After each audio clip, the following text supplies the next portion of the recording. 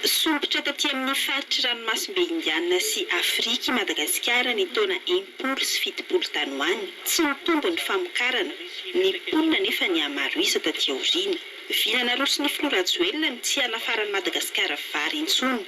Izay no antony anomboany ity fanampiana ny ratsamangaika ny sekamy ity any Bevoay, hoy ny filohan'ny Tetezamita Ranamaly ny fanontanian'ny mpanao gazety izy. Rotatsy dia mila fanampiana rabola mba ahafahan'izy ireo mampitombo ny vokatra.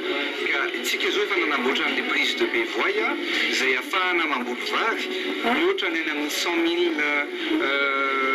000 hectares any, zany hoe 600 000 tonnes no vokarintsika amin'izany.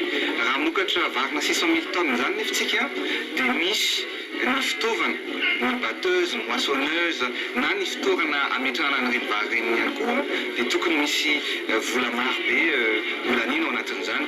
Ka ny anampiana ny sekama ohatra dia ny anampiana ny fitondram-panjakana dia ny fametrahana ny toerana ahafahana manangona ny vokatra ny mpamokatra. Ny sekama zany no ampindram-bola dia zareo ny mpamokatra dia ametraka kosa ny vokany ao anatin'ireny trano izay apetraka anangonana ny vokatra rehetrarehetra ireny.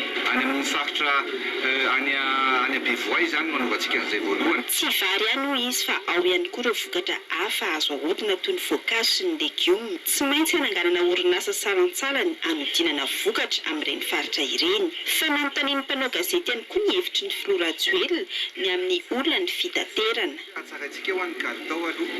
Ny kalitao dia zay vao mba ho zarevantsika ahoana ny fiakaran'ny frais. Ka misy fivoriana hiaraka irahako amin'ireo mpitatitra, amin'ireo tompona fiara ihany koa dia hijerevantsika an'izay vahaolana izay amin'ny alatsinainy. Amin'ny alatsinainy zany no malain'izy ireo dia misy fivoriana atao hitondrana vahaolana sosikevitra ho an'ny rehetra sy ho an'ny be sy ny maro.